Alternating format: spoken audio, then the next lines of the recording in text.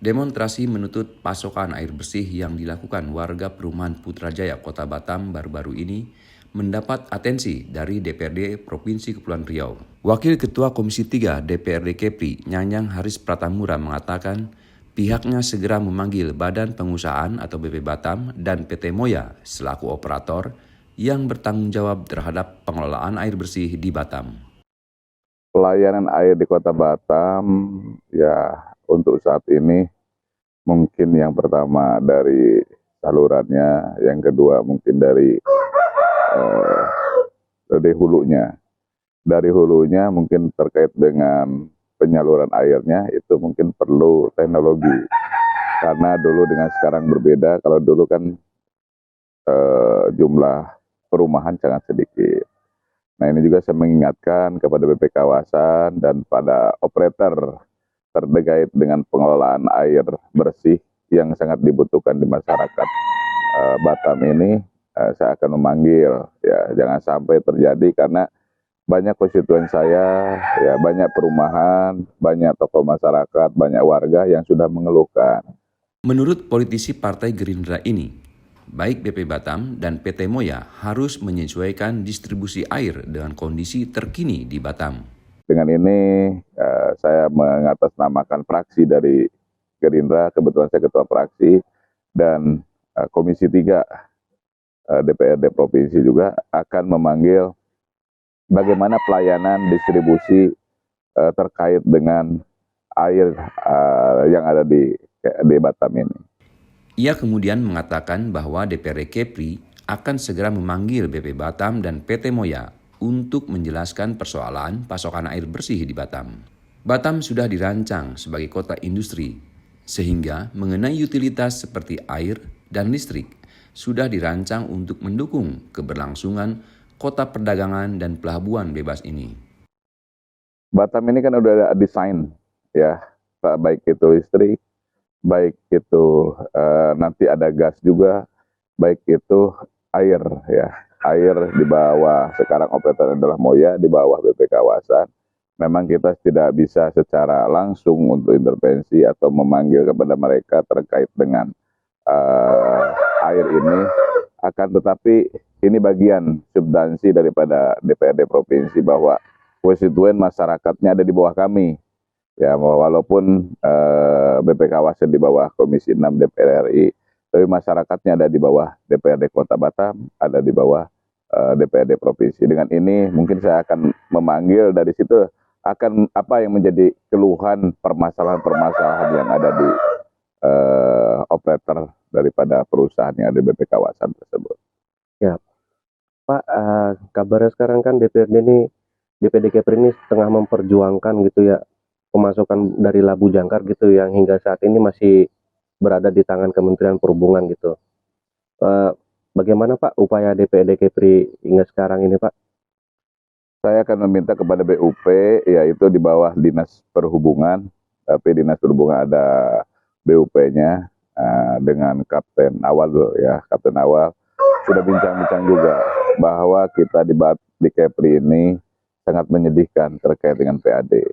Berbeda dengan daerah Sumatera Selatan, Kalimantan Timur, Kalimantan Selatan, itu sangat diberdayakan terkait dengan Lego Jangkar ataupun kegiatan-kegiatan yang berhubungan dengan pelabuhan. Maka dari situ meningkatkan PAD dari Lego Jangkar atau pelayanan daripada BUP tersebut.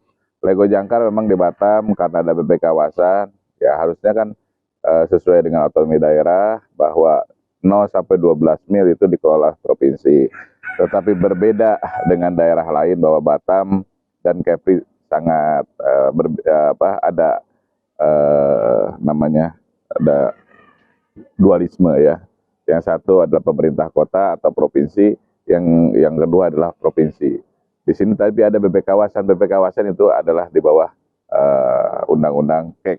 Nah, ini Undang-Undang KEK ini terkait dengan ini mungkin ya kita koordinasi lagi dengan Dinas Perhubungan. Karena bukan tidak kita memperjuangkan, kita sudah perjuangkan juga. Apakah kita sudah siap belum dengan infrastrukturnya? Nah, ini kita akan kejar kepada sesuai dengan kepada pemerintah provinsi sesuai dengan PRPJMD, RKPD, bagaimana mengejar terkait dengan PAD ini. Karena kita sampai 200 miliar, tapi hanya kecapaian 3 miliar lebih. Nah ini kita akan kejar. Kejarnya dari mana?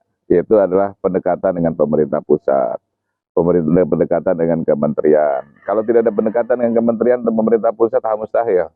Jadi kita harus melihat seperti Gorontalo. Populasi di Gorontalo itu hanya 650.000 orang. Tetapi APBD-nya mencapai 12 triliun. Kita sampai 2 juta, tetapi APBD-nya hanya 41, triliun. Kan sangat. Padahal kita dilihat daripada pendapatan udah 1,4 miliar, 1,4 triliun. Daerah lain seperti Gorontalo itu hanya 500 miliar, 530 miliar. Kenapa? Berarti ada sentuhan-sentuhan daripada pemerintah pusat terkait dengan APBD tersebut. Lego Jangkar inilah yang paling utama. Kita ada 4 titik, ada yang ada di Nipah, ada yang di Berakit, ada yang di Galang, dan ada juga yang ada di Selat Durian juga tuh di Tanjung Balai Karimun. Ini akan kejar terkait dengan PAD daripada Lego Jangkar tersebut.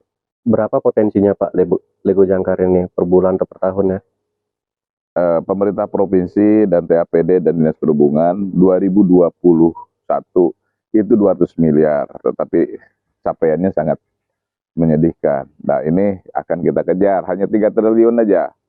Aja 3 triliun, aja 3 miliar aja dari 200 miliar. Nah ini kita akan mengkaji secara akademisnya seperti apa. Ya, secara BUP-nya seperti apa. Nanti ada kajian-kajian tertentu terkait dengan bagaimana terkait dengan pendapatan dari Lego Jangkar. Kita melihat 3.400 ya yang melewati Selat Philip. Kita tidak mungkin tidak ada 5% ataupun 7% yang melintasi Selat Philip itu tidak mampir ke Indonesia untuk kegiatan ship to ship, ship chandler, ataupun kegiatan cruising. Itu yang sangat diperlukan. Makanya perlu pemerintah provinsi koordinasi dengan Kementerian Perhubungan, dengan KSOP yang ada di masing-masing daerah seperti Kota Batam, seperti Tanjung Balai Karimun, Tanjung Uban, Tanjung Pinang, ini sangat perlu sekali. Sebelumnya, warga perumahan Putrajaya Residence berdemo di depan gedung BP Batam menuntut suplai air bersih selama 24 jam. Selama ini, air hanya mengalir di tengah malam, sehingga mengganggu istirahat warga yang juga harus bangun pagi untuk bekerja. Dari Kota Batam, tim liputan GOES Indonesia melaporkan.